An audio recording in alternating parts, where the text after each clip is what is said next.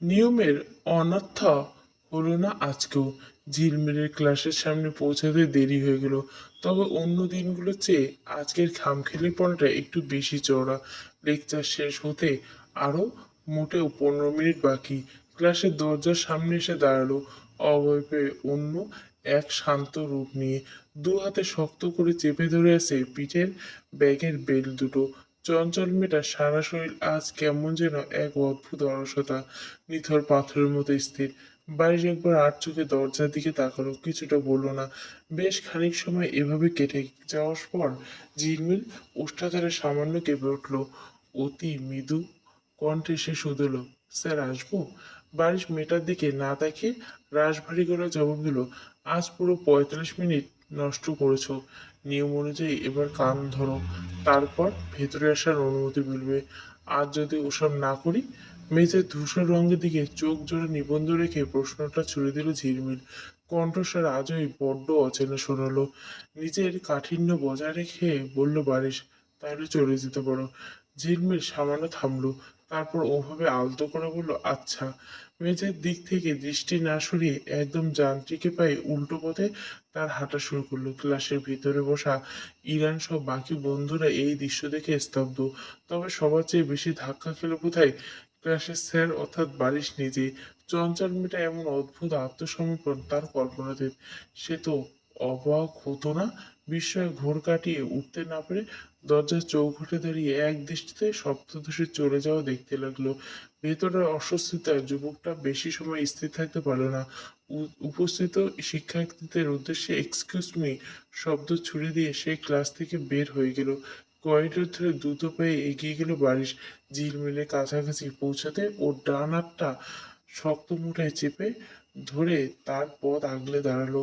অধৈর্য কণ্ঠ শুধালো, কোথায় যাচ্ছ তুমি? ঝিলমিল ঝটকা মেরে নিজের হাতটা ছাড়িয়ে নিয়ে অভদ্রের মতো বলল, হাত ধরবেন না। এমন প্রত্যাখ্যান বারিশ কিছুটা অপ্রস্তুত ও অস্বস্তিতে পড়ে গেল। গলার স্বর কিছুটা নরম করে জিজ্ঞাসা করলো, কি হয়েছে, কোনো সমস্যা? ঝিলমিল এখনো নীরব, চোখের মনে দুটো পাথরের মতো মেঝেতে আটকে গেছে। আমি কিছু জিজ্ঞাসা করছি তোমাকে। যুবকের কণ্ঠে এবার কিছুটা কর্তৃত্বের সুর। এবার দীর্ঘক্ষণ পর মুখ তুলল কিশোরী, সরাসরি তাকায় যুবকের চোখের দিকে। নিষ্প্রাণ গলা বলে, কোনো সমস্যা নেই। মেয়েটা স্পষ্ট মিথ্যে বলছে। ওর ফ্যাকাশে ঠোঁট আর মলিন মুখচ্ছবি অন্য কিছুর আভাস দিচ্ছে। এই মেয়েটা অন্তত সেই প্রাণবন্ত ছটফটে কিশোরী নেয়, যাকে গত 1.5 মাসের বেশি সময় ধরে বারিশ প্রতিদিন দেখে আসছে। একটু থমকে যুবক হুকুমের সুরে বলল, ক্লাসে চলো। আপনি তো বললেন চলে আসতে। বারিশ এবার আর কোনো যুক্তি তোয়াক্কা না করে পুনরায় মেয়েটার হাত ধরে শক্ত করে টেনে নিয়ে এলো ক্লাসের ভিতরে। গম্ভীর গলায় নির্দেশ দিল, নিজ আসনে গিয়ে বসো। ঝিলমিল আর কোনোদিন প্রতিবাদের মতো পথ বেছে নিল। বাধ্যমের মতো নির্ভয়ে গিয়ে বসে পড়লো ইরানের পাশের খালি জায়গাটাতে। সঙ্গে ইরান তাকে ফিসফিসে জিজ্ঞেস করলো, কি হয়েছে তোর? ঝিলমিলের তরফ থেকে কোনো জবাব এলো না।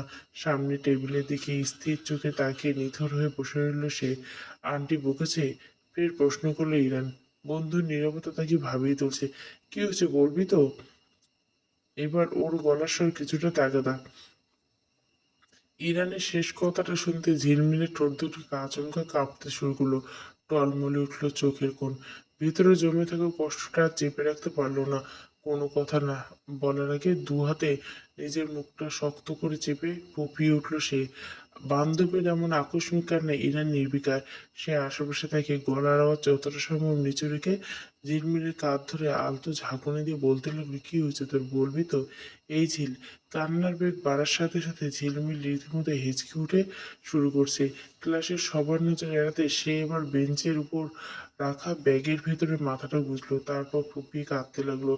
লেকচার শেষ 10 মিনিট এভাবে কেটে গেল। আর এই তো শেষ 10 মিনিট বারিশ কি লেকচার দিল নিজেও বুঝলো না। সমস্ত মনোযোগ যেন ওই এক কোণায় গিয়ে আটকে আছে। এই সামান্য সময়ের মধ্যে অবচেতন মন তার নজর না এলেও অন্তত 100 বার ওই কোণার বেঞ্চটার দিকে চলে গেছে। ডেস্কে রাখা সাদা খাতাটার উপর চোখ পড়লে দেখা যাবে সেখানে কলম দিয়ে কাটাকুটি করে গুনি গুনি কিছু সংখ্যা লেখা আছে। সংখ্যাগুলো আর কিছুই না, ওই কোণার বেঞ্চে মাথা নিচু করে কাঁদতে থাকা মেয়েটা কতবার নিজের চোখের জল মুছলো অবলীলে তার একটা হিসাব, নিখুঁত হিসাব।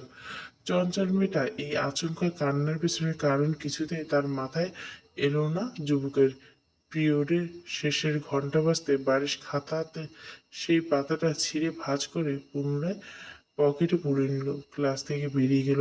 কিন্তু কেন এই অস্থিরতা, কেনই বা ওই কান্না হিসেব রাখা, তার কোনো উত্তর অন্তত এই মুহূর্তে তার নিজের জানা নেই। ঘন্টা বাজতে ইরান এক মুহূর্ত দেরি করলো না। ঝিলমিলকে সামনে নিয়ে তড়িঘড়ি করে ওয়াশরুমের দিকে গেল। ততক্ষণে কেঁদে কেঁদে চোখ মুখ লাল হয়ে গেছে, ফুলে উঠছে মেয়েটার। চোখে মুখে পানি ঝাপটা দিয়ে ইরান অস্থির গলা শুধু, ঝিলমিল, এবার তো বল আমাকে কি হয়েছে, কে বকেছে তোকে? কেউ বকেনি। কান্নাটা তো ভেজা গলায় করুণ সুরে শোনালো। তাহলে কাঁদছিস কেন? চিটার, জারিব একটা চিটার। এবার আর কান্না চেপে রাখতে পারলো না সে। কি করেছে? ইরানের চোখ দুটো বিস্ময়ে কেঁপে উঠল। ওর ক্লাসমেট মুন্নি আপু। আমি আজ যখন কলেজে আসছিলাম তখন নিজের চোখে দেখলাম ওরা দুজনে কিস করছে। ও আমাকে ঠকালো, অথচ সবসময় বলতো ওরা নাকি জাস্ট ফ্রেন্ড। বান্ধবীর এই কথা শুনে ইরান একটা দীর্ঘশ্বাস ফেলল। জারিফ তো আমার প্রথম থেকে সুবিধার মনে হয়নি। তুই যে কি মনে করে ওর সাথে জড়াতে গেলি, তুই জানিস না ইরান। চোখের জল মুছতে মুছতে ভাঙা গলায় ঝিলমিল বলল, ও নিজের বাসা থেকে টাকা চুরি করে ফুল কিনে আমাকে প্রপোজ করেছিল। সেদিন ওর ওই পাগলামি দেখে আমার ভীষণ মায়া লেগেছিল। খেলি তো এবার বাস। এখন কি করবি শুনি? বন্ধুর কাঁধে হাত রেখে সান্ত্বনার সঙ্গে জিজ্ঞাসা করলো ইরান। জানি না। শূন্য চোখে দেওয়ালে তাকিয়ে ধরা গলা উত্তর দিল। সবগুলো পিরিয়ড শেষ করে যখন ক্লাসরুম থেকে বের হলো, ঝিলমিলের মাথাটা তখন ঝিমঝিম করছে। করিডোর পেরিয়ে মাঠে রাখতে সামনে এসে দাঁড়ালো জারিফ। ওকে দেখা মাত্র ঝিলমিলের ভেতর কষ্ট নিমেষে ক্ষোভে রূপ নিল। কোনো কিছু ভাবা বা বলার সুযোগ না দিয়ে সরাসরি জারিফের গেলে সশব্দে একটা চর কষিয়ে দিল। রাগে কাঁপতে কাঁপতে চিৎকার করলো, জিরাফের বাচ্চা, এই ছিল তোর মনে? খোলা মাঠে সবার সামনে এমন চর খেয়ে অপমানে জারিফের পুরো শরীর রিরি করে উঠল। কান মাথা গরম হয়ে গেল তার।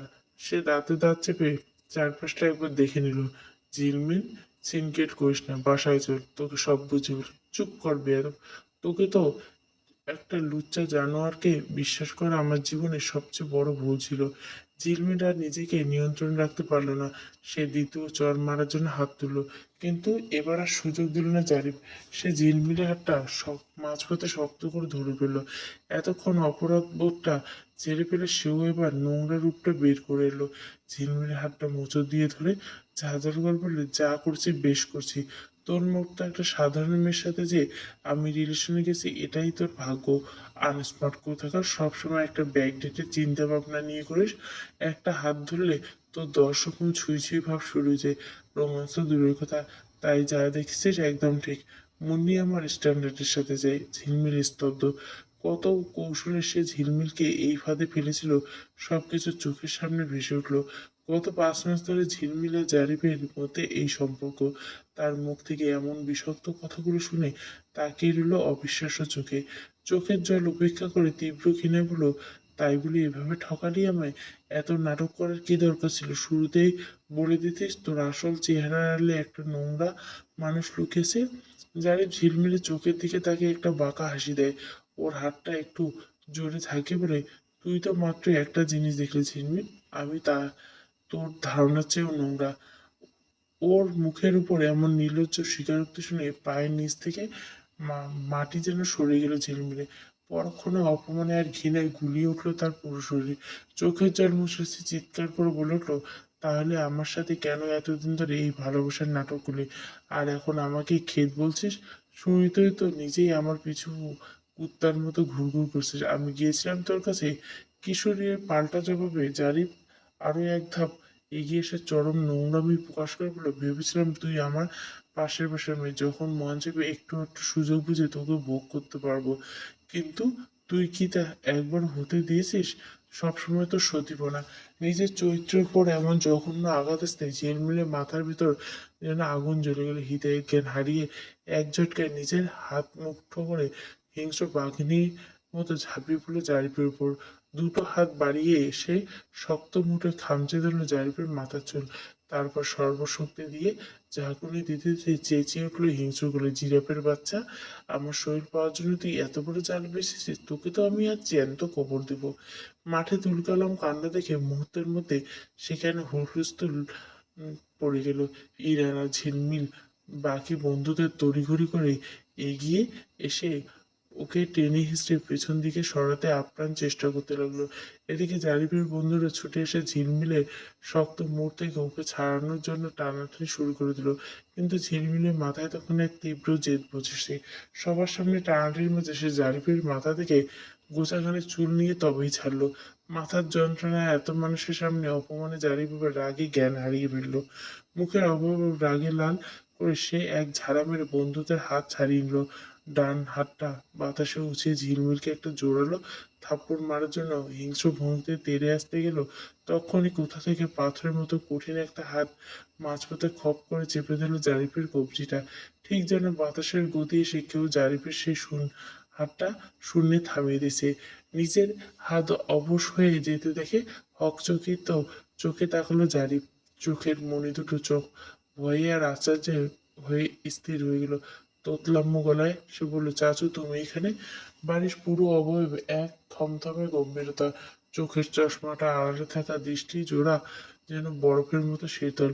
জারিফের কবজির আঙুলগুলো চাপ বাড়িয়ে সে হিমশীতল স্বর বলল, এখানে কি হচ্ছে?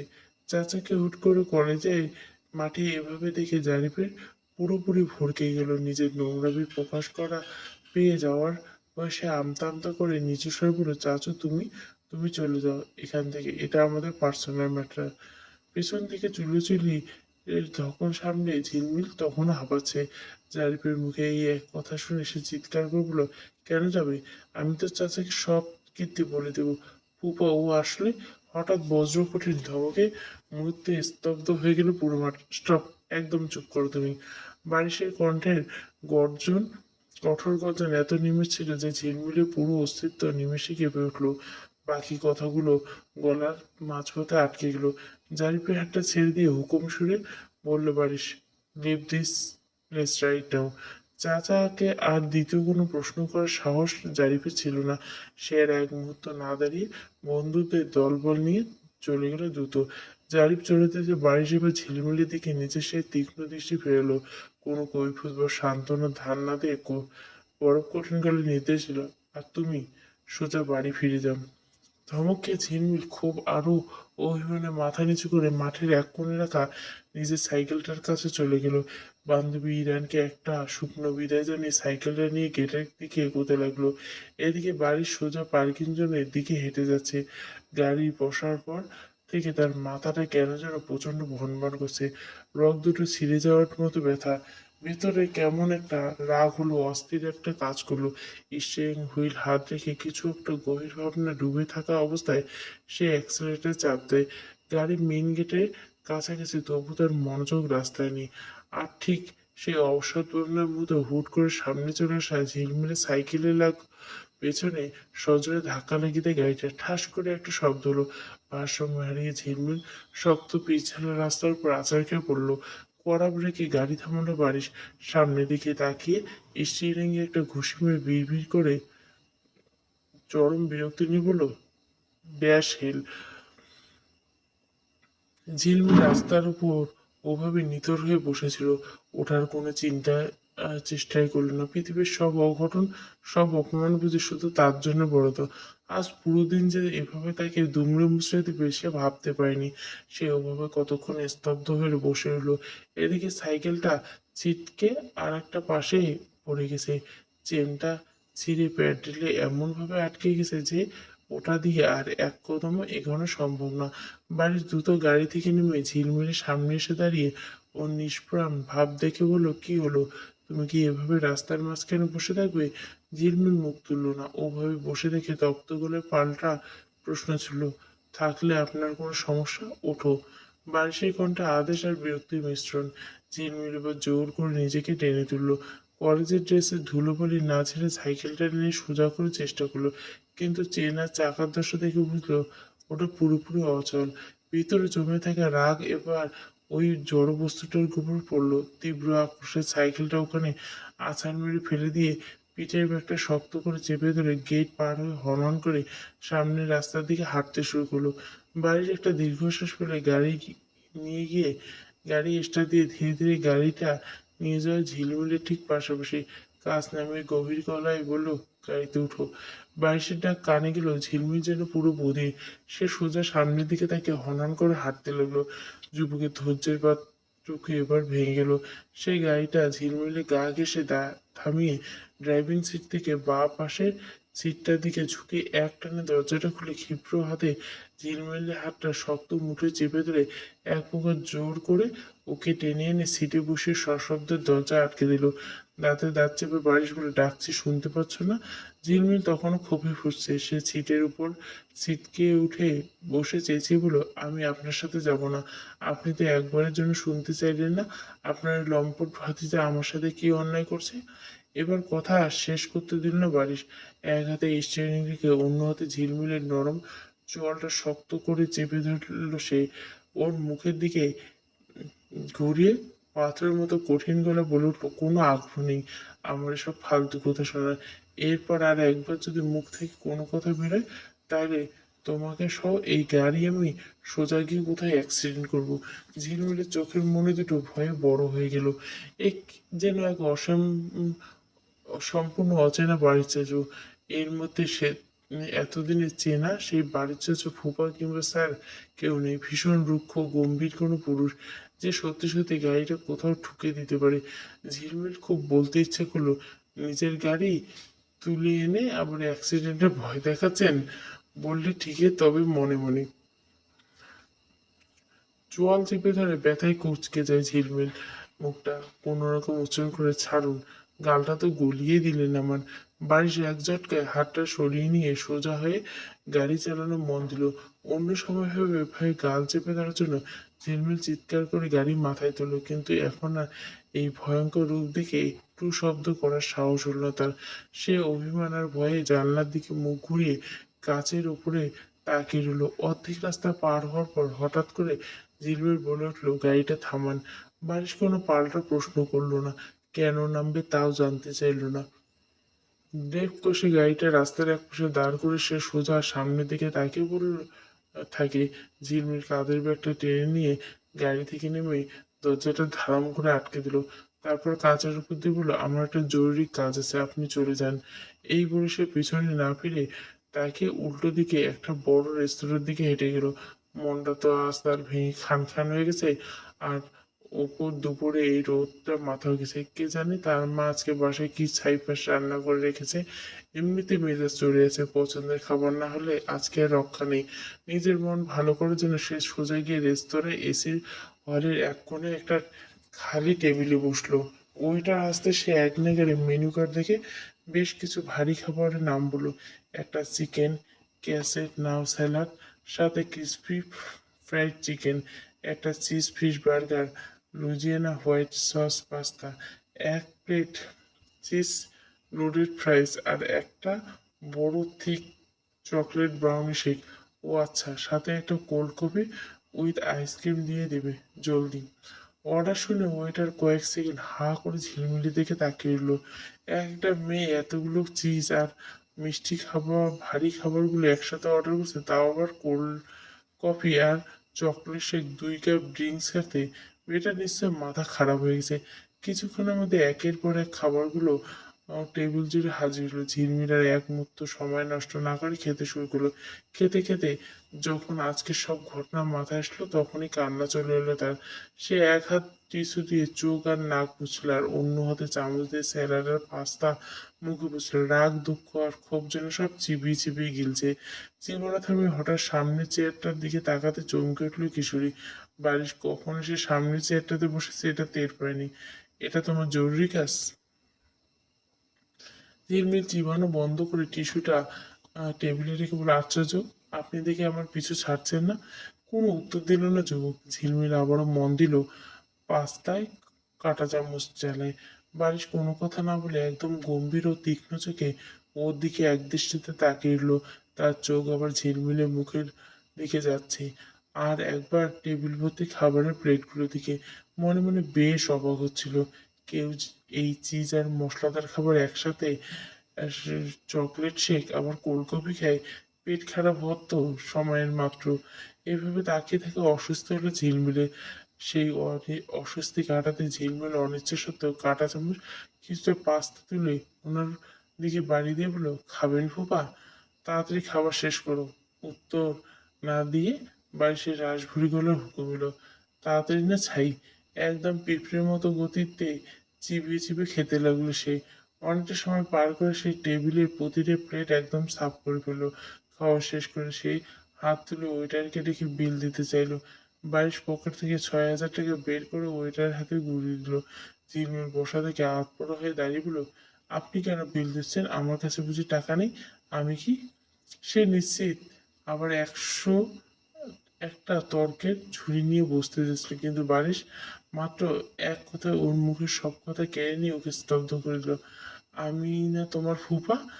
বারিশের দিঘির বিয়ের সময় একদম ঘনিয়ে এসেছে, আর মাত্র 5 দিন। ঝিলমিল আজকাল কলেজে খুব একটা যাচ্ছে না, নিজের আপন ফুপির বিয়ে বলে কথা। তাই 1 সপ্তাহ আগে থেকে সে কলেজ ছুটি নিয়ে এক প্রকার ঘরবন্দি হয়েছে।